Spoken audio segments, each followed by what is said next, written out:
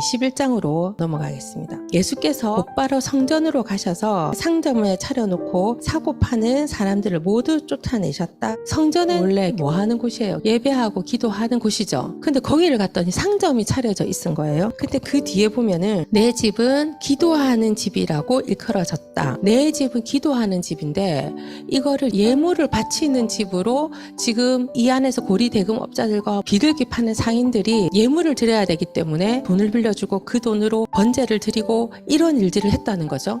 그런데 예수님은 얘기하시기를 그거 하는 데가 아니고 기도하는 데다라고 얘기를 하시는 거예요. 지금 현재의 성전은 어디입니까? 여러분이 성전이에요. 그런데 여러분 안에 고리대금업자와 비둘기를 파는 상인들이 뭔가를 한번 찾아봐야 되겠지, 이거 그죠? 예수님을 왜 믿는지의 본질에 대해서 이야기를 하시는 거예요. 예수님을 믿는 이유가 뭡니까? 소원을 이루려고 하는 이유가 뭡니까? 그의 나라가 임해야 되는 이유가 뭡니까? 여러분은 어떻게 살고 계세요? 하나님의 법과 질서가 여러분 안에 있으세요? 여러분의 통치 영역이 있으세요? 여러분은 과연 만족한 삶을 살고 있으세요? 예수 믿으면 행복한데 진짜 행복하세요? 결혼하기 위해서 예수 믿으세요? 사업 잘 되기 위해서 예수 믿으세요? 그러면 재미있기 위해서 예수 믿으세요? 성취하고 싶어서 예수 믿으세요? 성전을 깨끗하게 하시는 예수님의 모습이 나와 있어요. 다들 엎었다. 내가 예수님을 따라가고 예수님이 내 마음을 통치하시는데 나의 이 마음에 예수님이 어떻게 통치하시는지, 하나님의 나라가 내 안에 어떻게 펼쳐지고 있는지, 내가 그분께 어떻게 순종하고 있으면 나의 희노애락은 어떻게 움직이고 있는지, 나의 말과 나의 행동은 어디에 중심을 두고 있는지,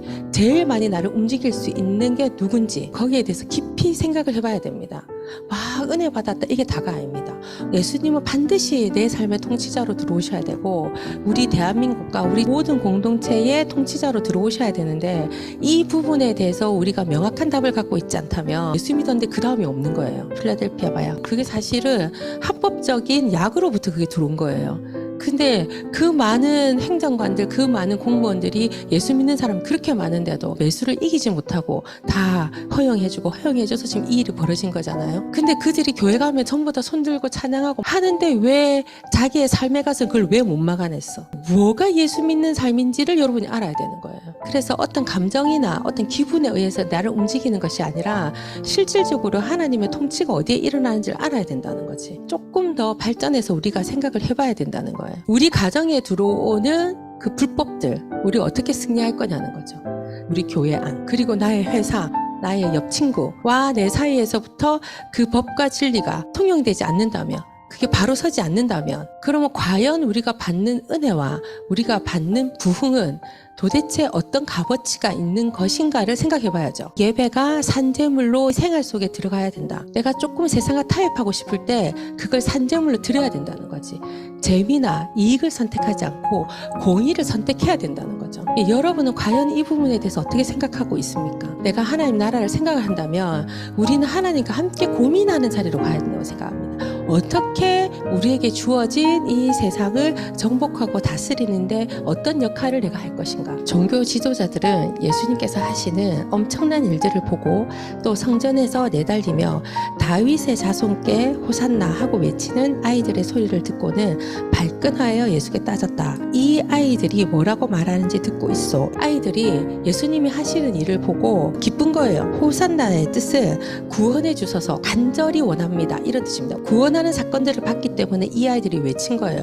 그런데 종교 지도자들은 인정을 못하는 거지. 그래서 저 애들이 저리 얘기하는 거 듣고 있어 이러면서 약간 비웃으면서 얘기하는 거예요. 그래서 예수님이 뭐라고 하셨냐면 물론 듣고 있다. 너희는 내가 아이들과 아기들의 입에서 나오는 말로 찬양의 집을 꾸미겠다고 하신 말을 읽어보지 못했느냐 이렇게 얘기합니다. 어린아이들로부터 하나님이 찬양을 받게 되는 일을 얘기하는 거예요. 예수님 하시는 일 그대로 보고 찬양을 하는 거죠. 복잡한 사고를 가질 필요가 없어요. 예수님이 하시는 일을 우리는 받아들이고 그 일대로 그 의가 나타나도록 살면 됩니다. 대부분의 사람들이 이 예수님을 찬양하고 예수님을 하는 일을 너무 복잡하게 생각하는 겁니다. 수도사들처럼 예수님이 그런 대가를 우리에게 요구한다고 생각하지 않습니다.